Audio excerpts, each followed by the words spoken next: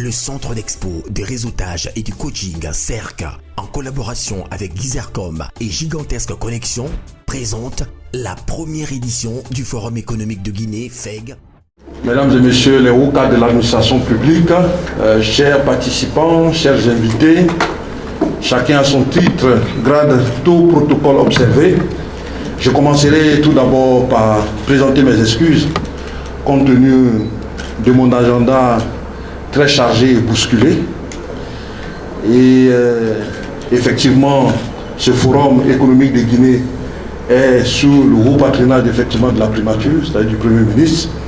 Donc même si c'est 5 minutes, il fallait que je vienne pour non seulement féliciter les organisateurs pour ces échanges qui auront lieu ici, et surtout les ateliers et les panels qui auront lieu pour que le gouvernement puisse avoir les directives de la résolution issue de ces panels.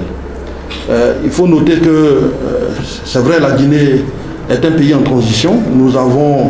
Notre transition est de 3 ordres. D'abord, le côté social.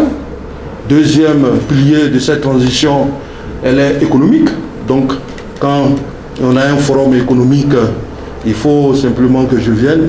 Et le troisième pilier de la transition, elle est politique. Sur l'aspect économique, la Guinée est un pays, l'hospitalité, vous avez vu, il y a certains cadres étrangers qui sont là. Vous allez voir que l'hospitalité guinéenne ne fait pas défaut. Aujourd'hui, les signaux sont ouverts sur le plan macroéconomique. Je ne vais pas m'accentuer sur cela, mais qu'est-ce que nous avons besoin aujourd'hui pour relancer et pour faire avancer l'aspect économique? D'abord, en première position, c'est les infrastructures. S'il n'y a pas d'infrastructure, il n'y a pas de développement, il n'y a pas d'économie. C'est pour ça que le président de la République et le chef de l'État met un accent et tous les efforts du gouvernement pour réhabiliter nos routes, pas seulement les routes, mais aussi dans le transport. Vous avez vu les aérodromes qui sont en construction et également sur la voie maritime. Aujourd'hui, vous pouvez quitter ici pour aller effectivement en Sierra Leone par bateau et ça vous prend 2 heures. Donc tout cela a été mis en œuvre pour pouvoir fluidifier. Deuxième élément aujourd'hui, c'est l'énergie. On ne peut pas parler de développement, on ne peut pas parler d'économie sans parler d'énergie. Parce que l'énergie est à la base. Nous sommes en train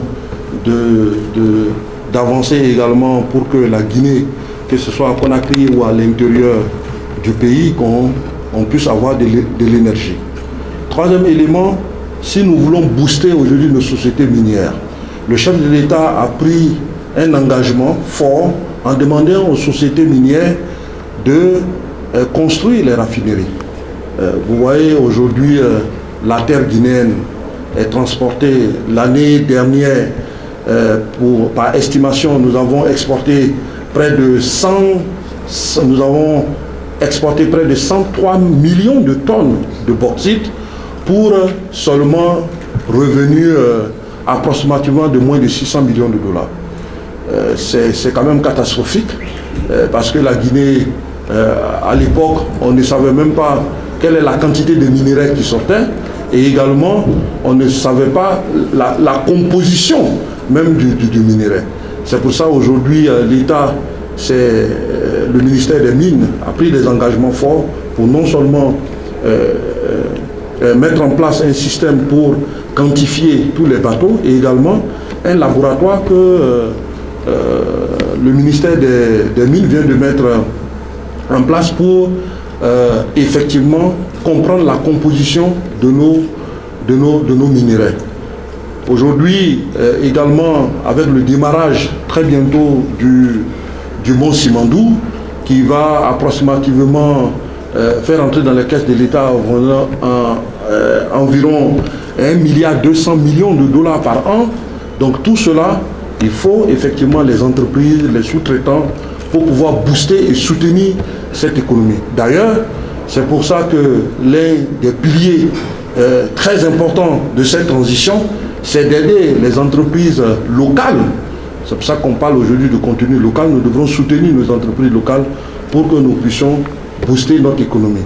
Mais également, si vous avez des industries que vous n'arrivez pas à être compétitifs aujourd'hui avec la zone des ZLECAf, toute votre production ne peut pas être vendue dans les pays frontaliers, même ailleurs.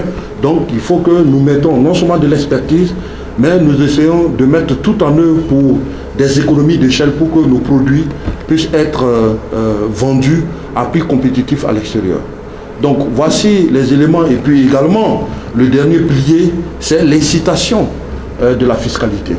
Donc nous sommes en train de nous battre sur le plan économique pour que la fiscalité soit beaucoup plus incitative en République de Guinée. Donc voilà, très rapidement, je ne suis pas économiste, le ministre de l'économie était là, qui pouvait, mais moi de façon macro et une visibilité, voilà, ce sont sur ces lignes que le gouvernement et le chef de l'État nous astreignent à travailler pour que la Guinée puisse émerger.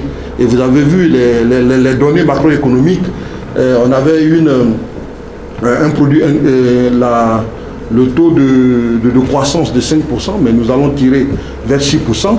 Certains demanderont que pourquoi aujourd'hui les prix montent, parce qu'on dit que notre taux d'inflation est aujourd'hui en dessous de 10, c'est-à-dire on est à 8% aujourd'hui de notre taux d'inflation, ce qui n'est pas mauvais, parce qu'avant on était à plus de 2 chiffres, aujourd'hui on est à moins de 2 chiffres.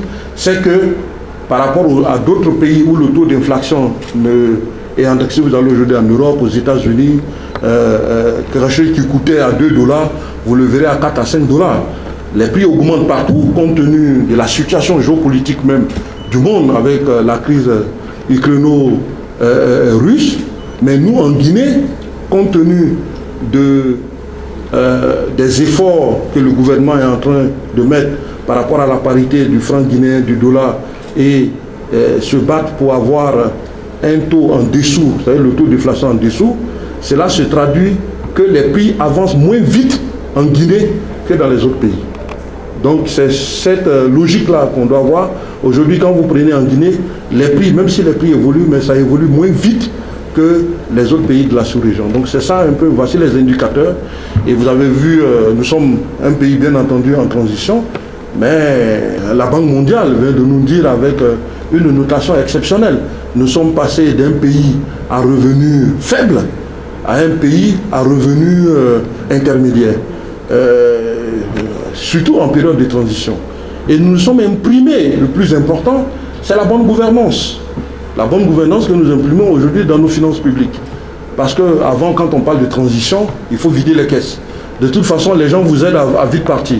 Or, pourtant, avec le chef de l'État, non, la finance publique appartient aux Guinéens, appartient au peuple de Guinée. Il faut rationaliser et évidemment, nous aurons ce qu'on appelle la reddition des comptes.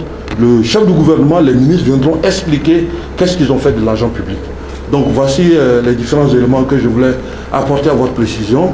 Et je vous remercie pour votre aimable attention et merci aux organisateurs. Et j'espère que je serai là à la clôture de cet événement. Merci Madame la Directrice. Merci beaucoup. Et bonne journée. Sponsor leader, Fiascoop. Sponsor officiel, le port autonome de Conakry, la RPT, la SONAP, ODAV Industrie, Access Bank, Afriland First Bank.